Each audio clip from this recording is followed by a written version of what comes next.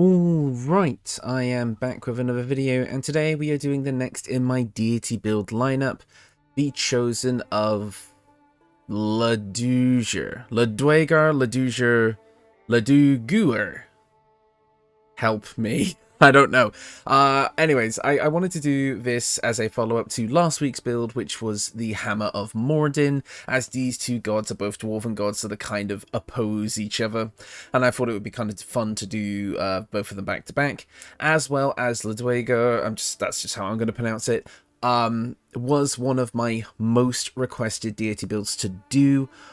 It was actually between him and Moradin, I think, so I think it's quite interesting that these two were so popular. People really like dwarves. And whereas the Hammer of Moradin was a mostly paladin, or it was an all paladin, I can't quite remember off the top of my head, that focused on, you know, like using heavy armor and like the dwarven thrower, and actually being like a Hammer of Moradin, because those guys were an actual, you know, warrior sect that followed Moradin. Laduguer was a bit harder because, well, there's not as much information on him directly. I mean, don't get me wrong, there was enough to work with, but not enough to make a solid build concept immediately come up in my mind. But the big thing about Laduguer, and mainly his closest followers, is that they are it's like his followers are the top of Dwegar society.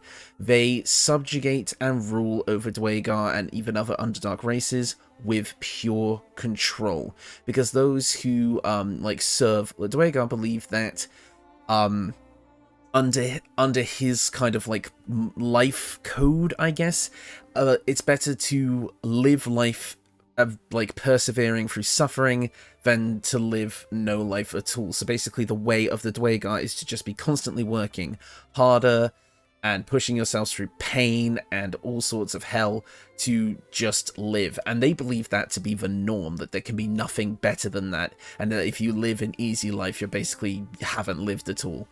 So I thought that would be quite interesting. So again, with these guys kind of being like the highest of Dwegar society, I kind of wanted to focus on a build that is mainly focused on control. That being able to kind of manipulate and overpower others to your end. And also, I kind of wanted to make this a support build that still had some combat utility, but mainly a support build, because I feel like somebody who is in a high position like this, especially one directly chosen by Laduguer himself, would be someone who would be able to kind of like not support their allies, but not in a way of like, oh, here, have some healing, oh, here, you know, oh, I'll patch you up. More of a fucking do what I tell you or I'll kill you harder than they will. So I wanted to kind of come up with a sort of support build that's more focused on inflicting damage and, you know, inflicting debuffs onto enemies rather than healing. So whereas my Moradin build was mostly a paladin, this is going to be mostly a Cleric, which I think is actually going to work out really, really well in the end and create a super fun build, because I've kind of been doing some research on kind of like the general player demographic of Baldur's Gate 3, and I've peeked in on a lot of live streams. I've looked at some videos of just general playthroughs of people who aren't like big in the kind of scene, like I say not big in the scene, but like not really into D&D. They're just trying it because it's like the popular game, and the amount of people who multi-class, like just out of the average player base, is fairly small actually. So I kind of like doing these kind of like one class builds every so often, especially with the deity builds where it makes the most sense, to kind of get this like to just get a solid build out of a single class, because I feel like it can be quite fun. So we're going to be playing entirely Cleric for this video, and you'll see why as we go. So obviously, we're going to be starting off as a Cleric, meaning we're going to get our 3 cantrips, and I want to grab Resistance, Guidance, and Thaumaturgy. I feel like Thaumaturgy especially is super on theme here, allowing you to gain advantage on Intimidation and Performance checks, the Intimidation part being super important for a character like this, to be able to, you know, shout people into subjugation, basically. And for our subclass, now, Laduguer has 2 domains, Arcana and Death. We don't have either of those. So when I think of the death, like, kind of, like, oh god, what's it called? The death's domain, I think of necrotic damage. And so, since we do get a lot of necrotic damage through, you know, Cleric, I do think it is worth going with Cleric again for that. I don't want to go into something like Spores Druid or like Necromancy Wizard or something. That just doesn't feel right. So let's get the next best thing to death, the other horseman out of the four, War. So this means we're going to be getting a bunch of interesting things, namely heavy armor proficiency and, you know, more stuff to do with weapons as well, which is awesome. But we're also going to get some spells like Shield of Faith and Divine Favor for free, which is awesome. But the main thing is War Priest. When you make an unarmed or weapon attack, you can spend a War Priest charge to make an additional attack as a bonus action. By default, we can do this 3 times per long rest, but as we level up War Cleric, we'll be able to do this more. So despite the fact that this is mainly a support build, it is going to be quite capable in combat as well. So you're going to get a bit of both, which I think is super, super awesome. Obviously, our deity is Laduguer. I'm going to keep saying it like different ways throughout the whole video. The Exile is the tyrannical patron of the Dwegar.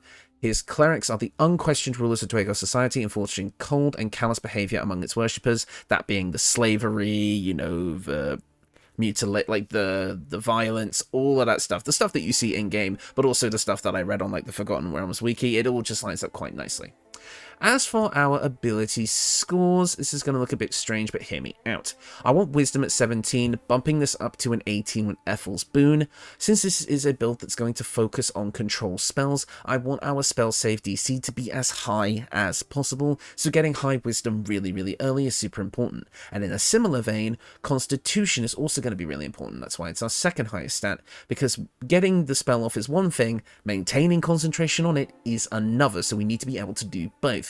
Strength is at 14 because it's enough to make our weapons decent, at least. Again, this is mainly a support build, but if we want to do a bit of melee combat, we want at least a little bit of strength. And I would bump this up with the Potion of Everlasting Vigor to bring this up to a total of 16, since we won't be leveling it up again. And finally, we've put our final points into Dexterity to just kind of have it at a 10 so that we're not in the negatives there. Obviously, not having Charisma kind of sucks. Again, if you kind of want to subjugate people, you need to be able to make intimidation checks. But I do feel like, you know, you have things like Thaumaturgy, and you can kind of get other ways to, you know, supplement that. Like, for example, the Mind Flayer powers. Because when I was kind of doing my research, the daughter of Laduguer, I guess, she kind of has a thing with Mind Flayers. So actually taking the Mind Flayer powers with this build, including the one that gives you expertise in things like intimidation, would be super, super on theme for this build and would work really nicely. So I'd recommend picking up the Illithid powers in this run. Next up, at Cleric level 2, we're going to be getting a few things, mainly our Channel Divinity features. Our first one is Turn Undead. Pray to turn all undead that can see you. So basically, if you're up against undead, you can command them to fuck off. It feels on theme. Again, just being able to command something to just do as you say and leave is pretty good. So Turn Undead works on theme here. As well as Guided Strike. You gain a +10 bonus to your next attack roll. It's pretty good, but we're going to be getting a much better version of this that will fit better with the build a bit later. And as for our prepared spells, I forgot to go over these in level 1, but I'll go over them here. First off is Inflict Wounds. Since we can be an up-close and personal fighter, Inflict Wounds is perfect. It's a touch range spell, but it is a really powerful necrotic spell, doing 3d10 necrotic. If you don't mind spending the spell slots, this is going to be one of your better ways of dealing damage. And again, Death Domain, necrotic, it's on theme. And now, as for the rest of the spells, I'm going to be making some interesting choices here. I feel like Bane and Command are obvious choices. Bane inflicting a negative 1d4 penalty to attack rolls and saving throws on your opponents. That makes sense for, you know, that kind of living through adversity thing. As well as Command. I mean, it is literally the perfect spell. You command a creature to flee, move closer, freeze, drop to the ground, or drop its weapon. You are literally exerting your willpower as the chosen of the Dwegar over others to command them to do what you want. That is his whole shtick. It makes perfect sense. Now, the next obvious choice, I think, would be Sanctuary, right? Well, no. The whole point of Laduguer is, you know, moving through adversity. Sanctuary, just making it so you never take any damage, just goes against that entirely, so I wouldn't be taking it here. I think we'll just take Guiding Bolt, because again, it's just another good damaging spell. And Bond, I would say maybe Bless could work, because I don't want to take healing spells. I'm going to try not to take healing spells with this build. Bless could work if you wanted to help out your allies, or create or destroy water if you want to set up some lightning shenanigans, perhaps for another party member. So I would go with that here, because again, Bless doesn't quite feel on theme, but the rest of this stuff does. Next up, at Cleric level 3, we're going to be getting some extra spells, including ones from our subclass, that being Spiritual Weapon, allowing us to summon a floating spectral weapon that deals force damage, and moves independently of us. We can control it as if it was a party member. Super fun extra thing that I quite like having. We also get Magic Weapon. It exists. We also are going to be getting Enlarge from our racial feature, allowing us to become even more powerful in melee, which is super, super good. And I feel like if you're going to be exerting your will over others, making yourself a tall and imposing figure absolutely works for the best. And we also do get another spell at this level, including level 2 spells, and I really, really want Hold Person. This is one of those main reasons why I wanted Wisdom and Constitution so high. Hold a humanoid enemy still. They can't move, act, or react, and attacks from within 3 meters are always critical hits. This, and for later incarnation Hold Monster, are the spells I want to be mainly focusing on with this strategy, to allow you to freeze an enemy, and allow your minions, or allies, I guess you could call them, to go absolutely crazy on the enemy, dealing tons of critical hits. It's super fun if you're able to maintain it for long periods of time. It is one of the most fun spells to use with this strategy. Absolutely worth it. Definitely pick this up. And as for your other spells, I would actually say something like Silence or Blindness would also be really good. I mean, or even Warding Bond, I could say, because you could give an ally resistance to all damage, and a +1 to their armor class and saving throws, but each time the ally takes damage, you take the same amount. That can kind of work through that whole persevering through adversity type thing. So I actually think Warding Bond as a support spell and something that's on theme can really, really work. You know, you persevere through suffering, both you and your allies alike. Pretty cool. At Cleric level 4, we are going to be getting our first feat. And I immediately want to... and you can take this at whatever level, but I kind of want to grab it as early as we can, since our main spellcasting modifier and Constitution are already decent. I want War Caster. You gain advantage on saving throws to maintain concentration on a spell. This plus higher Constitution is basically going to guarantee that you're not going to be dropping these spells anytime soon, which is something that we seriously want. But as a nice bonus, we also can use a reaction to cast Shocking Grasp at a target moving out of melee range, meaning we can get that little extra magic attack off if someone tries to run away from us when we're up close and personal. So it feels pretty on theme for this build, and I quite like it, and it's definitely something we want mechanically. We also do get another cantrip at this level, and we might as well grab Sacred Flame since we didn't earlier. And I would say since we get an extra thingy at this level, I'm going to say Silence to be able to shut down spellcasters would be quite nice. Hold on. My spell list has been messed up. I'm just going to jimmy some things around. There we go. That looks better to me. Something like Silence and Blindness to get rid of your enemy's hearing and sight could be quite fun. And Blindness doesn't seem to take concentration, which is cool. So yeah, definitely want to pick those up.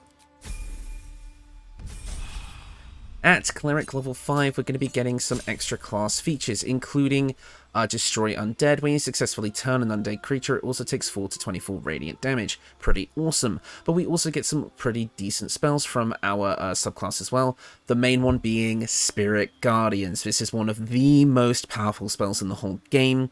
You call for spirits to protect you. Nearby enemies take 3 to 24 radiant or 3 to 24 necrotic damage per turn, and their movement speed is halved. The caster cannot become invisible while concentrating on the spell. Interesting, since we're a Laduguer, since we have that permanent invisibility. So basically, getting this means that we're going to have a seriously powerful source of necrotic damage that we can use quite a lot. Now, again, it's not the main focus of this build, as I want to focus more on the hold spells and other, like, kind of subjugation spells, but it is still a seriously nice option to have, so we might as well pick it up for those situations where for some reason Hold Person isn't going to work, like against something that isn't a humanoid, until we get Hold Monster later. Definitely a strong option, and could be something you want to focus on for that Death Domain goodness. The other one is Crusader's Mantle, which allows you to give all nearby allies a 1d4 radiant damage buff. It costs your concentration and a level 3 spell slot. Never use this. It's not that good. But of course, we're now a level 5 Laduguer, meaning we get that permanent invisibility, like I just said, so that's pretty cool.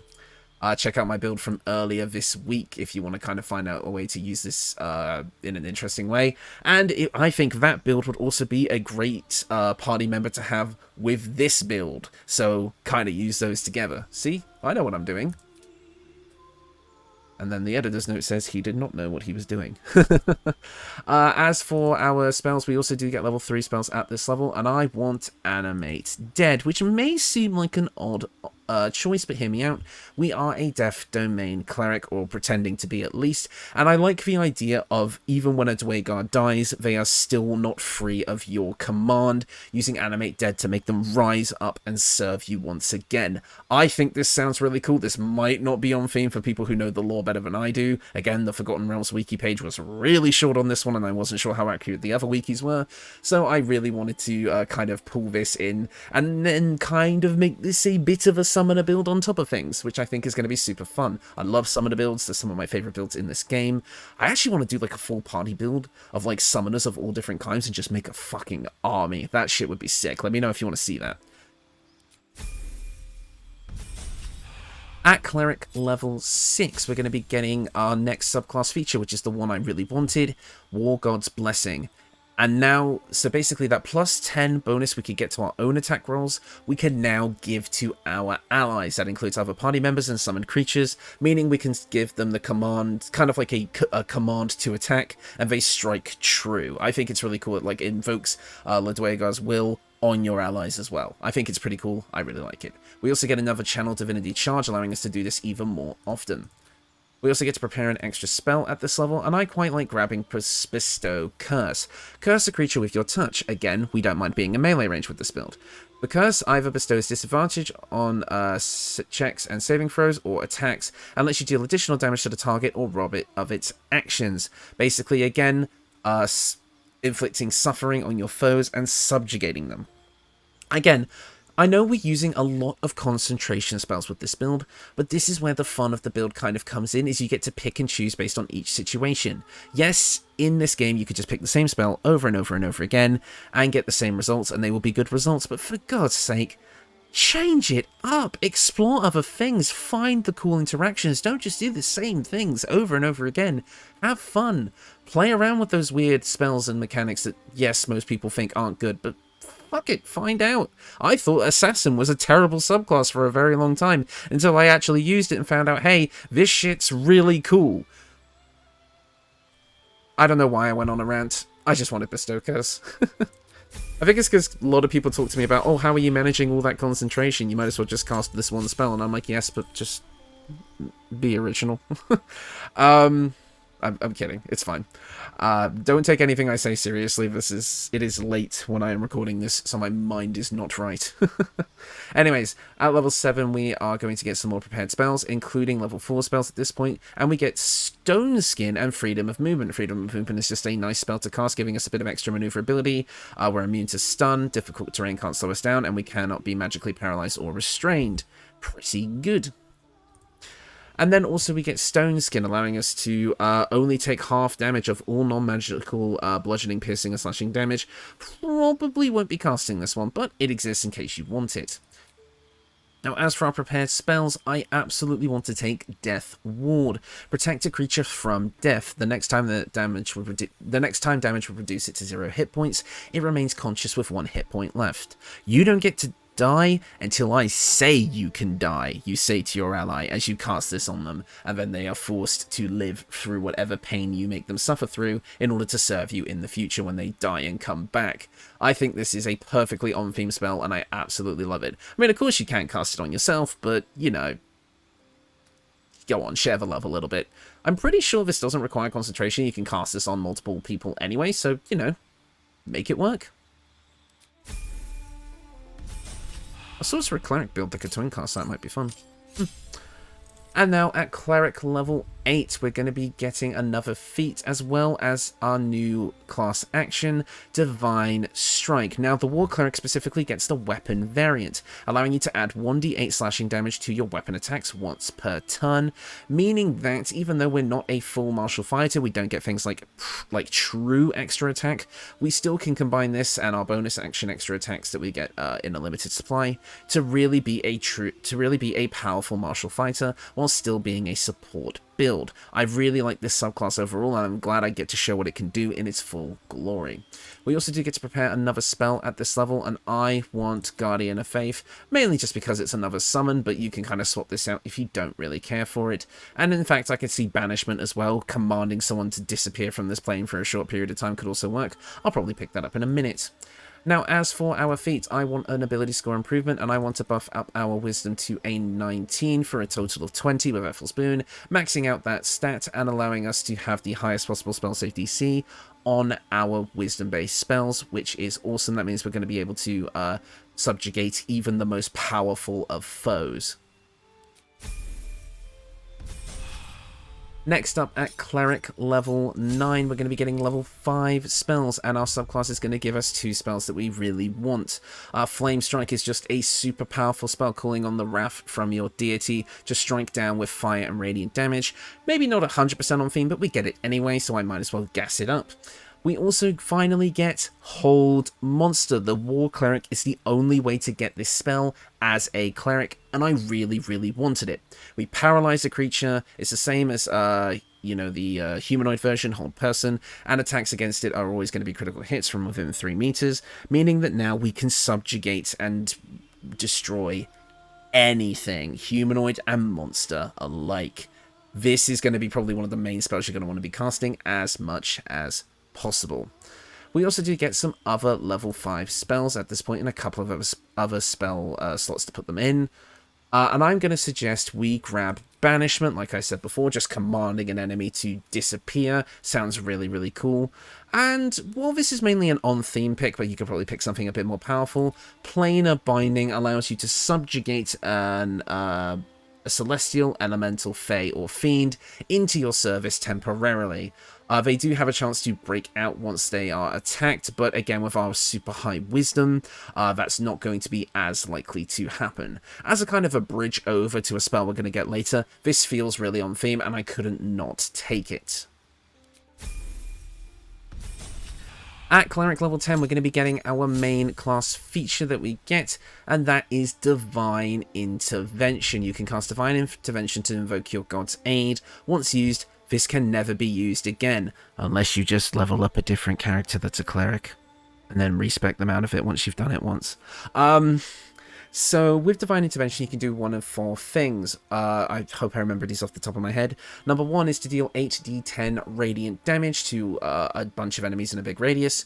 The other one is to summon a legendary weapon, which is a mace that has some healing properties and is a +3 weapon.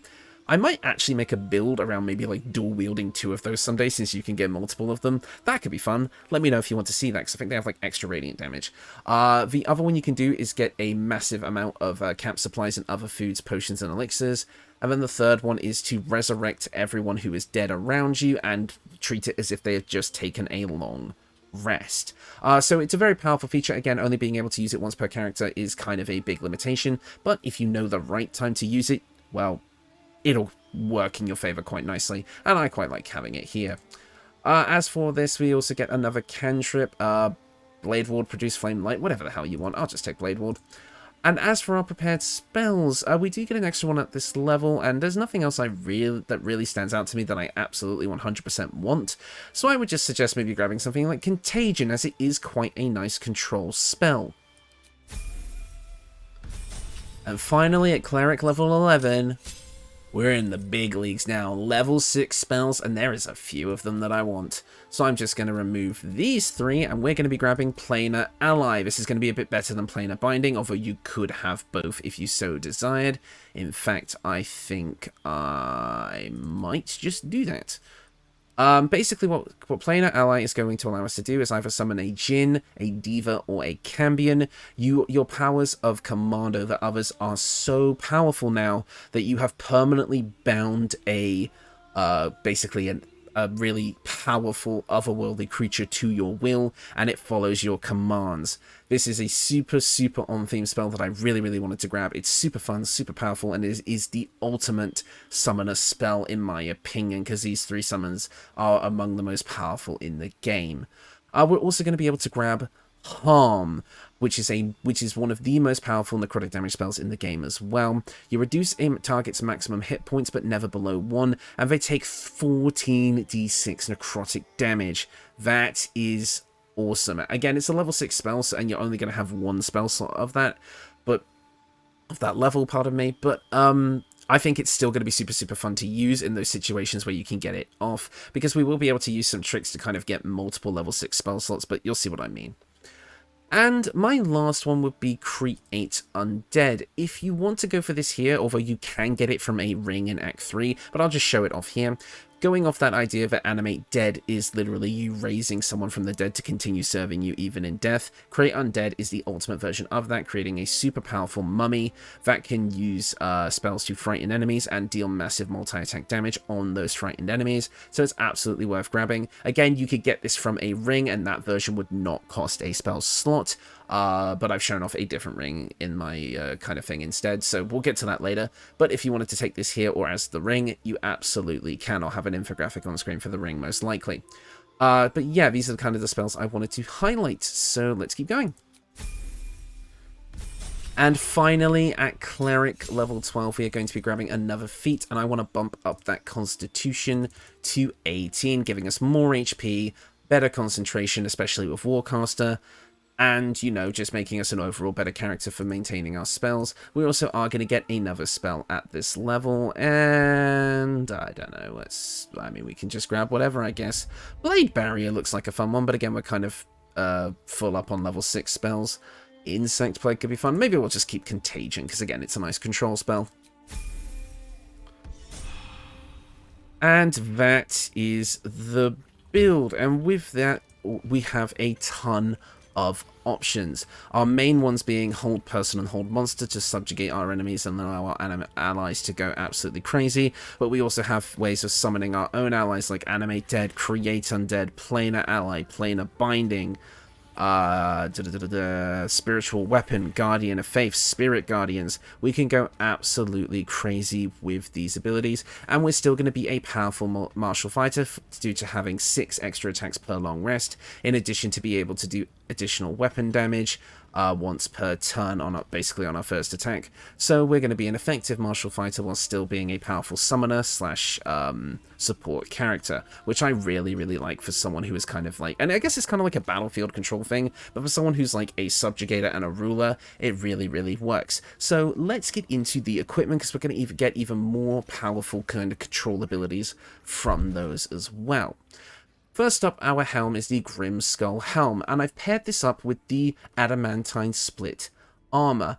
I feel like these two pieces together make a ton of sense for a Dwagar who is basically an evil character, because basically where we are now, I've deliberately gone out of my way to get us to Grimforge here. This would be our home in-game, basically. This would be where we kind of, like, were ruling over before we were kidnapped by the Nautiloid and infected with a tadpole, meaning that we would have probably had access to the Grimforge, and as such, we could have made adamantine armor, which I think is super, super cool. So I think theme-wise and kind of roleplay and backstory-wise, having the adamantine armor and helmet makes a ton of sense.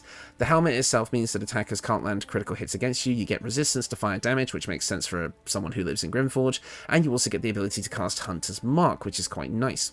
And the Adamantine Split Armor means all incoming damage is reduced by 2. When a melee attack hits you, the attacker is sent reeling for 3 turns, and reeling means that they have a penalty to attack rolls for every turn remaining, which is nice. You do get disadvantage on stealth checks, but I don't think this is a character that would sneak by things unless, well, they were invisible. But then even so, we have the invisibility spell to basically make ourselves guaranteed to pass those checks anyway, so it's a win-win. And attackers can't land critical hits on us again, so if you wanted to swap out the helmet for something different, you're not going to be losing that buff. Let's get into the rest of it. We have the Nymph Cloak. This is going to allow us to cast Dominate Person once per long rest, forcing a humanoid to fight alongside us. Each time they take damage, it makes a wisdom saving throw against your domination, and allies cannot be dominated. Again, they're going to have a hard time breaking that domination because of our super high wisdom. Next up, we also have the Gloves of Battle Mage's Power, and this is a bit of a weird pick, but I kind of wanted to show it off because I've never shown this off before. When a weapon attack roll inflicts a condition, the wielder gains Arcane Acuity. Now, basically what that means is if you were to inflict a condition with one of your attacks, so if you were using a weapon like, for example, the Giant Breaker, which I'll get to in a minute, you can basically increase your spell save DC. So, because what Arcane Acuity does is the affected entity has a +1 bonus to its spell attack rolls and spell difficulty class per turn remaining, making it even harder for our subjugated enemies to break our control. So, yeah, I think it works out pretty nicely here, and it pairs up nicely with the Giant Breaker. This is a heavy crossbow that you can get in Act 1, and I felt like was a nice choice. I feel like a Dwagar would use a heavy crossbow. Your weapon hits hard enough to send your targets reeling for 2 turns, so this can stack with our armor buff, and we already know what reeling does, but because we're inflicting a condition with an attack, that is going to trigger the Gloves of Battle Mage's Power, which I think works out quite nicely. There are obviously other heavy crossbows that you can get later into the game, such as the Hellfire or the Hell Engine crossbow or something, the Watcher crossbow, and as such you could swap it out for that. But I really like the idea of getting this in Act 1 and kind of combining it with these gloves to make our DCs even higher. It was just a neat little combination I found that I felt was on theme. And finally we have the Evasive Shoes just to give us that buff to our armor class, and I didn't really know what else to put there, so it works. I mean, we have a 19 armor class with the setup, which I think is pretty good. As for our accessories, we have the Spell Crux Amulet for spell slot restoration. You can get this pretty easily in Act 2. And what this is going to do is allow you to get basically an extra level 6 spell slot effectively, allowing you to cast 2 level 6 spells, which I think will be super good. Basically, you could summon your planar ally, use this, and then have that level 6 spell slot free to do whatever you want. May that be create undead or harm. So it's definitely worth picking this up, and again, it can restore any spell slot, so as soon as you get this, it's useful throughout the whole campaign. I usually recommend this for warlocks, but I think it works perfectly for builds that go for level 6 spell slots as well, and it's probably, at least in my opinion for casters, the most powerful amulet in the game.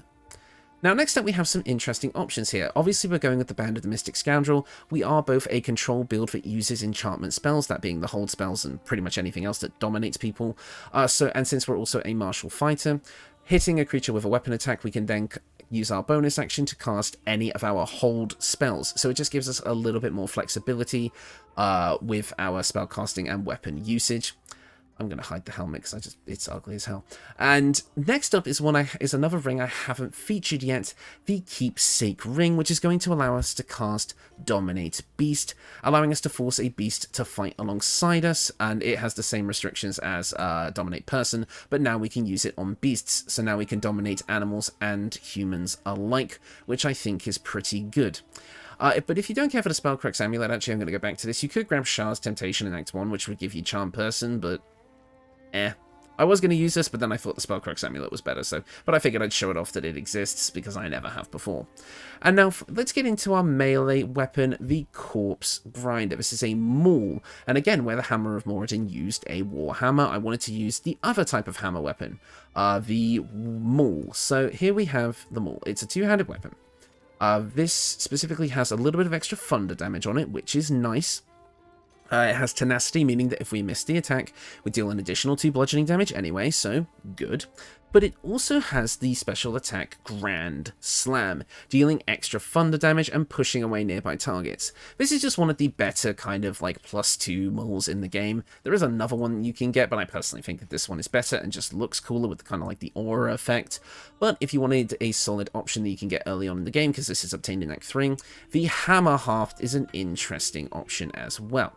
What this weapon does is it's just a basic weapon, but you can get this super early in Act 1. It's in Joaquin's Rest, which is the place that's on fire in Act 1. You know the one I'm talking about. But it has a unique ability. When the wearer jumps, they deal 1 to 4 thunder damage in a 3-meter radius upon landing. It's just a nice weapon from this kind of category that you can get early on, but feel free to use anything else. I mean, again, if you don't care about using a maul, then using the Dwarven Thrower Warhammer would be a super good option as well. So yeah, I don't think I missed anything. That is the build. And there's going to be people shouting in the background, I've noticed, but hey-ho, we work with it. This was a super fun build to make in the end. Once I got into the headspace of what I actually wanted to do after doing my research, I kind of had a bit of trouble kind of making the build, actually, because I was torn between going with a pure War Cleric or a War Cleric Battle Master Fighter mix in order to get things like Commander's Strike, but in the end I felt like I really wanted to focus more on actually being able to subjugate enemies rather than just commanding allies, so I wanted to go all the way in War Cleric to get the hold spells, the summon spells, and the kind of other control spells through the items as well, to create a build that not only can support its allies, but also completely dominate its enemies, and in turn supporting your allies even more, allowing them to get those big attacks in or focus on other enemies while you control the main one. I feel like this is going to be a super fun support build. I mean, obviously you can play this as your main character if you want to, as kind of like a battlefield commander, that being what you actually do as the player. But I also think this build could do well on someone like Shadowheart if you wanted another option for a cleric build for her, or just slap it, or maybe even Minthara. Oh, if you're playing like an evil run and you get Minthara on your team and put this on her, that I actually think would be super, super cool. So this could be like a really decent Minthara build. I wish Minthara was an origin character, and also not locked behind doing evil runs. I can fix her. I know I can. That aside, I do feel like you're going to get a lot out of this build. The combat footage was really fun to grab. I felt like it had a lot. It really showed off the kind of potential of what the build can do when, you know, used right.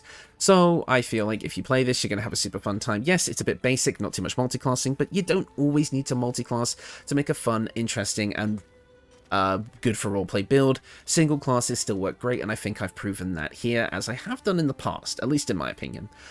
So, housekeeping items. Not much to talk about, but the response again on my previous two videos has been awesome. Obviously, the friggin' Twin Stars build shot up, which is awesome, but also the Invisible Man did really well. I wasn't expecting the Invisible Man to do well, and I have to come clean. The only reason that build existed was because I realized that glitch in the character creation screen, where if you click through the options too quickly, the character is invisible. So I was like, oh, that would be such a funny thumbnail if I did like an invisibility build. So I did it. That's the whole reason that video existed. Not because I'm, you know, clever and a strategist. I'm like, ooh, funny meme thumbnail. And a lot of people, like, seem to find it funny, so I was quite happy with that. And also, I'm recording this the day after my kind of, like, you know, stupidity struggle, in regards to trying to get my last video, the Pit Fighter, up, which I believe is already out as I'm recording this. I haven't checked it yet. And, honestly, I'm so sorry I missed a day of uploading. That really, really sucked. But I had so much difficulties getting that video out. And I figured I didn't want to, like, try and upload that in the middle of the night when no one was going to watch it, and then have to do another video the next day immediately. So I thought, you know what, I'll just leave it for today and upload that one for tomorrow, which I did. So I'm hoping the response on that one is going to be positive. It's probably not my best build in the world, but I figured, hey, it was a fun challenge and I'm glad I got to do something with it. So let's get into the final thing, which is obviously going to be my next Deity build. And this one was kind of a request that I saw come up a couple of times, because this is kind of apparently one of the harder ones to build for. But I'm going to try and build Yondala next. Now, I'm going to do the typical hobo thing, because I forgot to pull up the goddamn information on the goddamn deity. Again, Yondala. But let's have a look. Yondala. The halfling goddess of fertility and protection. The associated domains are life and twilight. As the mother of the halfling pantheon, Yondala is known for her kindness and open mind, encouraging her followers to protect home, hearth, and nature. This deity can be selected by a player cleric. Okay, so I'm immediately thinking nature cleric with a bit of druid. Could be fun, but I'll see if I can do something that I feel like is on theme. I'll have to do more research in the future, but I'm going to be doing on Yondala next. So I hope you guys look forward to that. I think that is going to do it from me. I will see you all next time. Have a good one.